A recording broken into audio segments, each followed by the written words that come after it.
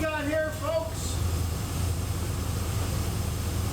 2000-ish, 2001 maybe. Silverado 2500 with no reverse. If you put it in reverse and rev it right up, it makes a noise and starts to move. So it does still have a reverse, but there ain't much of one left. Fluid smells burnt. So that'll be in for a transmission rebuild. Not happening today, but we're going to test out a new code reader I got sent to me here. Let me show you this one. Okay, folks, here's the new tool. It's a XTool IP608 diagnostic scanner. Okay, right off the hop, it comes with a charger with just about every kind of plug you'd ever want.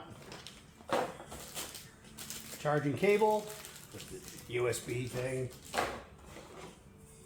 Your actual power port cable, okay, that plugs into your OBD2. Oh, look. They even give me some snack bags. Yeah, don't eat those. And of course, the XTool scanner itself. Nice, small, compact. So as far as connections go, there's your USB port. There's a charging port, a power button, and of course, the connector for the OBD2 connector. Power it on, quite simple. Get a little display. Kind of a smallish display compared to some of the ones I have used in the past. Now, being as this is a 20-some-year-old truck, it's going to have the old OBD2 kinds of systems, and that's why I want to see how this tool can diagnose the older stuff that doesn't have all these built-in self-diagnostic functions like the newer cars do. They do self-tests and all kinds of crazy things. This one is pretty much dinosaur OBD2. Got some cool graphics going on here. It's like a video game. Tron or whatever. Alright, so there's our main screen. We're going to go plug this thing in. So I told you it was a work truck. Damn, that's nasty. Alright, I don't know if this has any codes or not, but we're going to run a scan here just to show you this here tool. Alright, let's do a scan here. We're going to auto scan. It should come up with all the goodies here on the car. For some reason we had to enter the VIN manually. Not sure what that was about. Let's do an auto scan. Yeah, that's not surprising. Alright, so again, this is a very simple computer system on this thing. Not like these newer ones.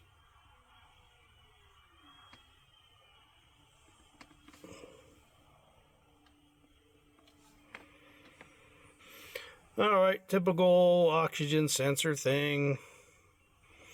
And again, that's what I was looking for right there. TCC system, stuck off. Transmission slipping.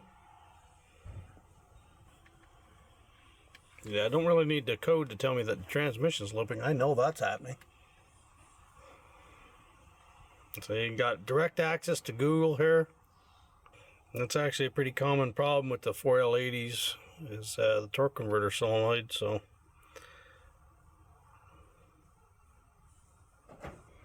okay, well, you can see, as I said, this has almost no reverse right now, so it's good that the computer picked it up.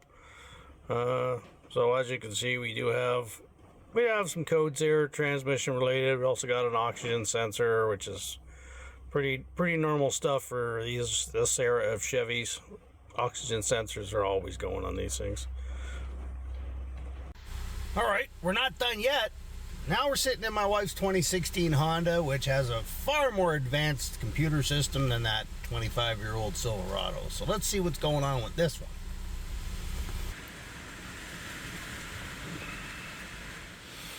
Okay, well, that one found it.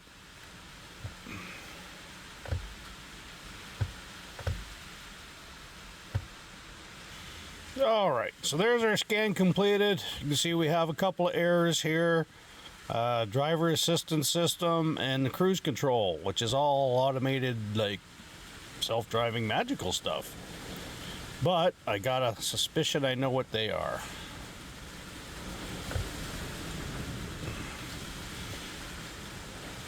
Yep. Typical with this car and where we live. Dirt causing that to malfunction. All right. If you look at the weather outside, yeah, it's miserable, and that's a ½ kilometer long driveway. So this thing is going down the mud in that driveway, causing big splashes, and it's got mud all over the cameras, so they're acting up. Now there's no check engine light when this was running, so you would never know that there was an issue, because not everything causes a check engine light, but that's all that is, dust and dirt. It works on these. Now here's the interesting one here. You can do live data with this, which a lot of these cheaper ones you can't. And doing a live data on this, you can see our voltages and stuff. You can monitor all your sensors. And if you're getting a problem, these will usually show up in red if they're out of the recommended range. Whatever you want here, we can click this down arrow here, and we get a nice little chart. We can change the display to different things. So there's our idle speed. You know, it's set for min-max, and you can adjust the min-max if you want to change it. So it'll give you a prompt if there's something out of order, but 733 in neutral. But the live data is really handy.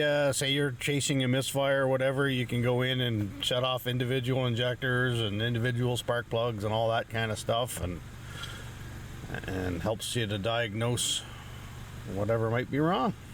I mean, the list of stuff you could test, you know, air conditioning, brake switches. There's your Honda VTEC stuff for the variable valve timing, spark advance. You can see there if you wanted to look at live and make sure you're getting advance.